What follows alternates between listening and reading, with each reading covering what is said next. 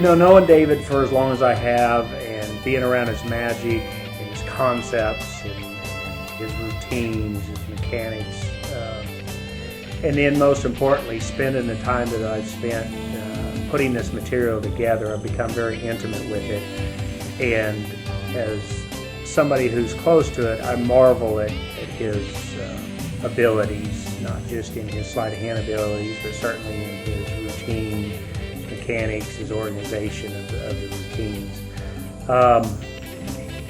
It's just totally different than other approaches I've seen over the years. And my goal is to bring that to the forefront, to bring it to the fraternity, and allow others to read it, to learn from it, to understand it, enjoy it, most importantly, perform it for other people so other people in the world can enjoy this brand of magic, this approach to magic. And I liken his works to a piece of art, and I believe his compendium of work that he's put together over the years is like a huge piece of art. So that's probably the biggest thing that I'm trying to accomplish as an author through this. I would say two things. First and foremost, it excites me for David that his material is going to be ready to start hitting the fraternity. And it excites me for the fraternity, for those that have not had a chance to study or learn and experience David's material, that they're now going to at least begin with having Volume 1 in their hands and in succession all of his material and have it at their disposal. So those are the two things that excites me the most.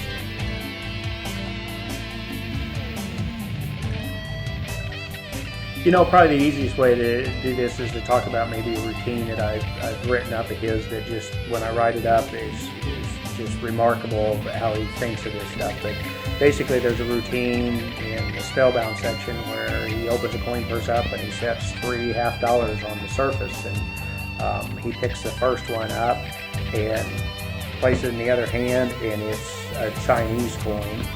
I believe it's an English penny, and then he picks the second one up, and one-handed it turns into an English penny, and then he picks the third one up, and one-handed it turns into an English penny with clean hands. He picks those up, puts them in his hand, and opens it up, and now they're all three Chinese coins, and he's clean as a whistle. And understanding the methodology of how he attacked this is just brilliant.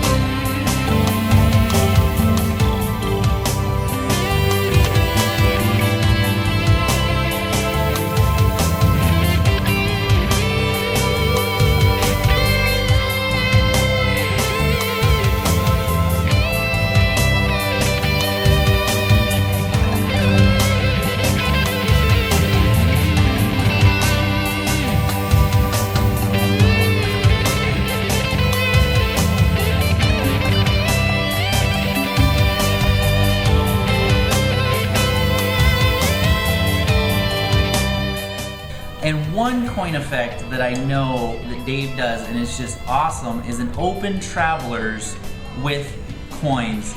And just to watch Dave do this is incredible.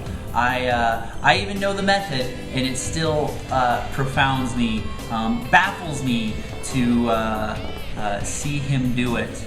Just incredibly good stuff. Because all the things that I saw were stuff that I'd never seen before, or never even experienced before. It was a whole different thing.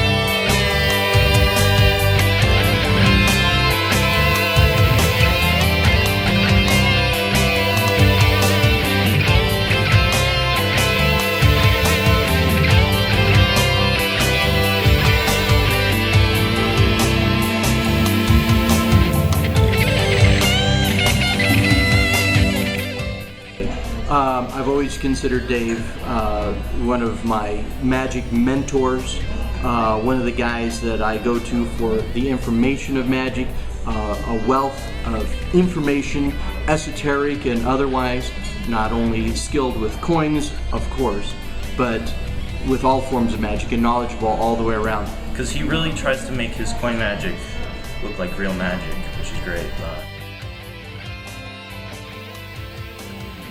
So as I constructed all of this and began to work through it for 9 to 12 months, I realized, wow, this is a project. This isn't anything small. This is something that's going to take years and years to probably get done. So the word project just kept going through my mind, and I thought, boy, there's just no better title than to call this the David Neighbors Project.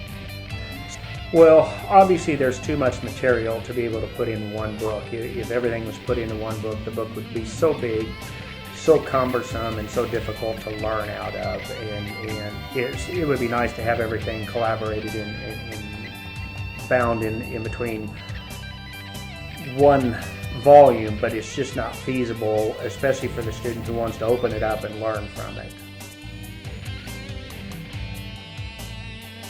Well, volume 1 is done, and it is currently finishing being proofed and off to the printers. So as soon as the printers are done and it's ready, then it'll be ready to go out.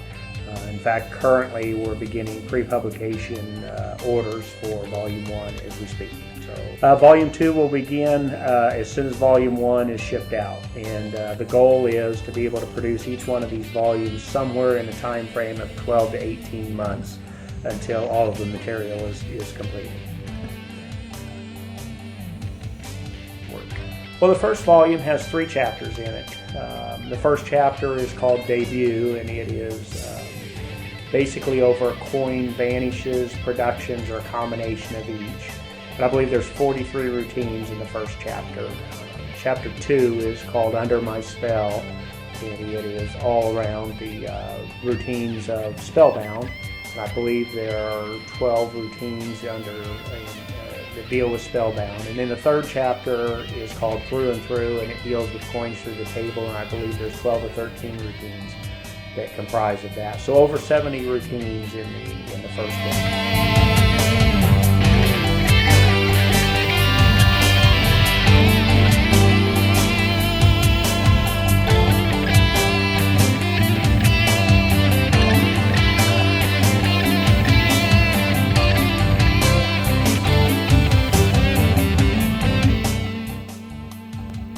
Absolutely not. Obviously, if anybody has seen or knows David, knows that there is a lot of advanced work in it.